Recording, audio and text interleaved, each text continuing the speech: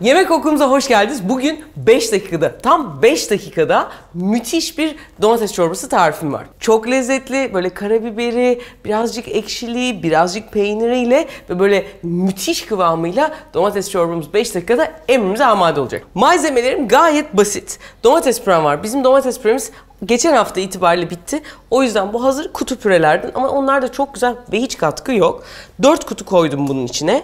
Tereyağım var, sarımsağım var, unum var, birazcık fesleğenim var. Az tuz, şeker, birazcık da zeytinyağıyla bu iş tamam gibi. 3, 2, 1, başladı. Tamam. Şimdi önce tencereme 2 çorba kaşığı zeytinyağı koyuyorum.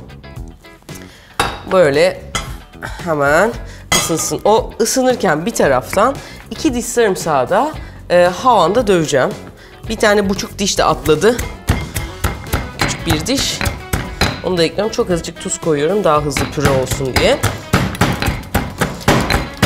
5 dakikada pişireceğimiz için sarımsağın bayağı kendini kaybetmesi lazım. Öbür türlü tane tane gelir.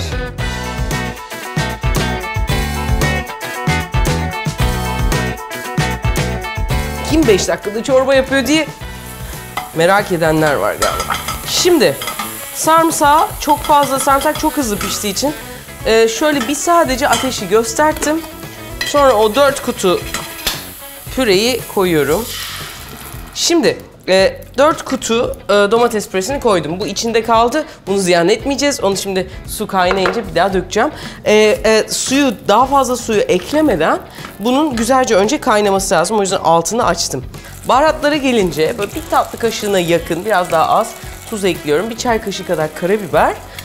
Yine böyle azıcık şeker. Biliyorum şeker istersek kullanmayabiliriz. Ama o domates çorbasının tadını inanılmaz yükseltiyor. Bir çorba kaşığı kadar da sirke. Bu da çok önemli. Başarı faktörlerinden bir tanesi aslında. Şimdi domatesi tekrar kaynatıyorum ki o böyle bir çiğ tadı kalmasın. Kaynadı. Kaynayan suyumu da ekledim mi?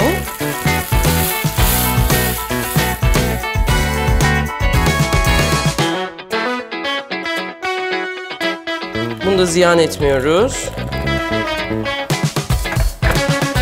Bunu da ekliyorum.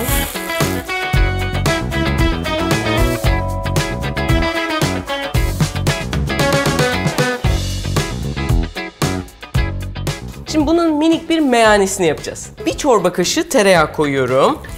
Onu böyle güzelce eriteceğim. Unsuz da yapabiliriz ama bunun böyle bambaşka bir lezzeti tadı oluyor.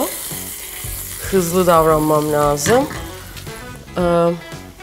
Bunun içerisine 1'e 2 yani 1 çorba kaşığı tereyağına 2 çorba kaşığı un ekledim. Şöyle karıştırıyorum. Şimdi unda şöyle bir durum var. İlk başta böyle daha açık kahverengi, sonra gittikçe koyulaşıyor.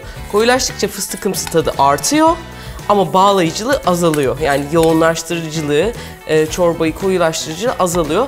Bu böyle bir karşılıklı alışveriş gibi. Siz karar vereceksiniz. Ben de böyle hafif o fıstıkımsı tadının çıkması, renginin biraz koyulaşması hoşuma gidiyor. Ama direkt üstte çok ateşin üstüne kalırsa çok bir anda kahverengileşecek. O yüzden biraz böyle çapraz yapıyorum ve ileri geri iterek birazcık rengini koyulaştırıyorum. Bir parça içindeki lezzeti de alsın diye hop içerisine koyuyorum. Hemen böyle karıştırınca çorbam neredeyse tamam. Belki bir bızıktan geçebilir, minik birkaç bir parça şey kaldı. Şimdi bunun üzerine çok lezzetli bir fesleğenli bir sos yapmak istiyorum. Onun için de şöyle bir bağdan birazcık az fesleğenim var. Bunu böyle mutfak doğrayıcısına sokuşturuyorum. Birazcık tuz ekliyorum ve zeytinyağı ekliyorum. Tamam. Ondan sonra bunu böyle ekleyip kapatınca neredeyse hazır. Tamam.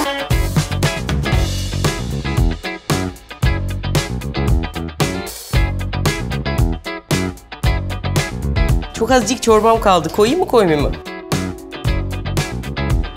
Üzerine de şu an burası böyle şey gibi kokuyor. Tam böyle denize girersin, tuzlu denizden çıkarsın, onun böyle bir kokusu vardır. Şu an öyle bir koku var. Bunu da böyle üzerine koyuyorum. Önce aşağı gidiyor. Bir süre sonra lüp lüp yukarı çıkıyorlar bunlar. Yani Refika fesleğen ben bulamam. Bunun aynısını maydanozla, dereotuyla falan da yapabilirsiniz. Çok çok güzel oluyor. Son dakika. Artık bunu koyarsam taşacak diye korkuyorum ama. Onu herkes tabağında koyar. Üstüne de bir parça kaşarını böyle uzata koyduk mu kıvamıyla gerçek anlamda lezzetli bir domates çorbası hazır. Şöyle size hani gösterebilmek için. Hani bunun aslında en iyi kanıtı bu hazır çorbalar var ya, aslında hazır çorbalardan daha bile kısa sürede olmuş oluyor işte.